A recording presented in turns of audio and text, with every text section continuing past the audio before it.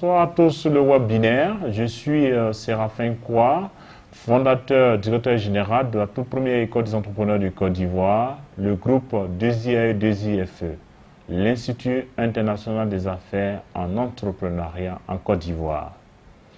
Mais avant d'être fondateur de cette école, j'ai fait mes études au Maroc, à l'ISIAM, à Agadir.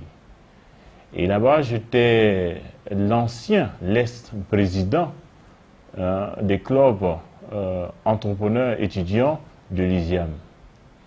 Eh bien, les clubs entrepreneurs, c'est le lieu, c'est la rencontre des jeunes étudiants qui viennent apprendre des choses qu'ils n'apprennent pas en classe.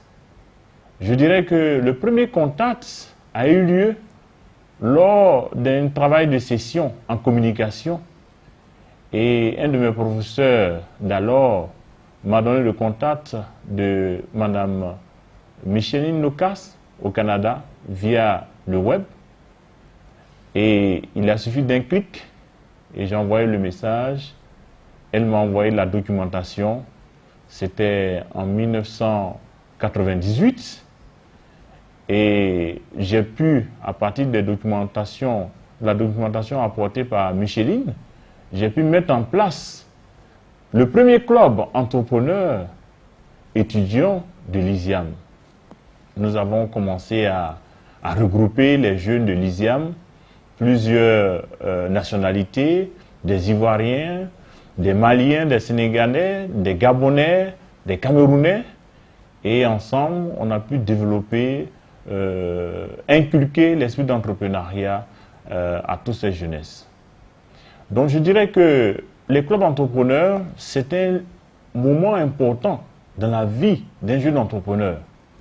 En ce sens que lorsque vous êtes en groupe et que vous êtes dans un club, vous arrivez à développer certaines habilités, développer votre culture entrepreneuriale, avoir une formation basique en entrepreneuriat, à faire des choses qu'on ne fait pas en classe. Je le dirais, c'est mon exemple parce que j'ai pris le pari d'organiser, n'est-ce pas, de faire venir des opérateurs économiques d'Agadir pour entretenir les étudiants de l'ISIAM. Mon école d'alors disait que c'était impossible, mais j'ai réussi ce pari grâce au club entrepreneur. Donc je dirais que c'est un tremplin important dans la vie d'un jeune entrepreneur.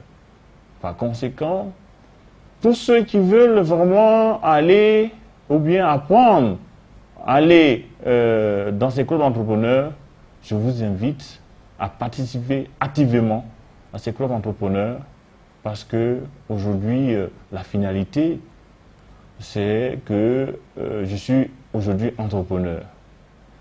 Mais les clubs entrepreneurs m'ont permis de créer l'école des entrepreneurs. Oui, il y a une corrélation. Club entrepreneur, l'école des entrepreneurs.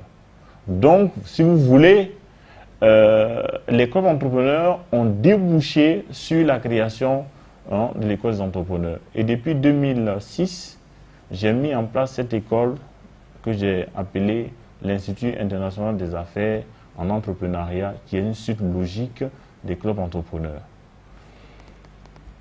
Commencé en 2006, on avait à peine 4 étudiants. Nous sommes aujourd'hui en 2013, nous avons 850 étudiants. Voilà ce que c'est les clubs entrepreneurs. Je dirais que c'est le résultat.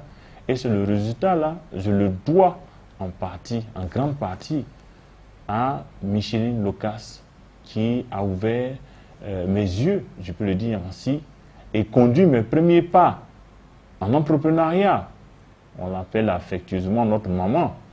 Grâce à elle, je suis allé au Canada participer à des colloques sur l'entrepreneuriat.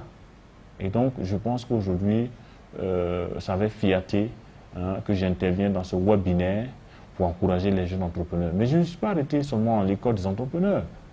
Parce que l'entrepreneuriat, comme Peter Drucker l'aime dire, n'est une science ni un art, mais il s'agit de la pratique. Et ici, je fonctionne par concept en Côte d'Ivoire. Après l'école des entrepreneurs, je parle maintenant d'entrepreneuriat agricole.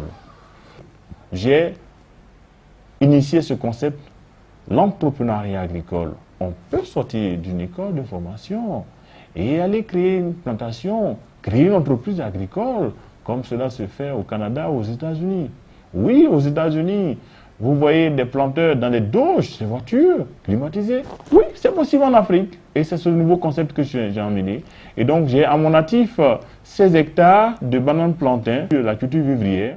Selon une étude de la FAO, la population africaine actuelle est estimée à 1 milliard et la production alimentaire est égale à 0,5 milliard.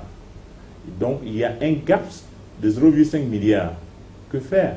Si nous, Africains, nous prenons notre temps à faire des cultures de rente, le caoutchouc, l'EVA, allons-nous manger le caoutchouc?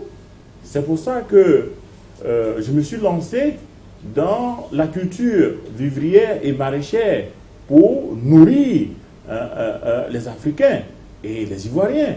Parce que si on ne fait pas attention, très bientôt, la famine va frapper à la porte de l'Afrique.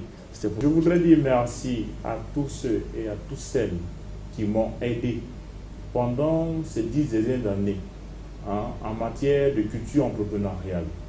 Je voudrais particulièrement remercier notre maman, on appelle effectivement maman, Micheline Locas, pour tout ce qu'elle fait pour la jeunesse mondiale, en particulier la jeunesse africaine.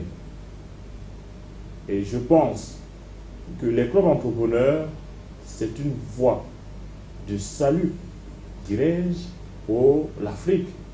Parce que l'entrepreneuriat, aujourd'hui, l'Afrique ne pourra s'en sortir que grâce à l'entrepreneuriat.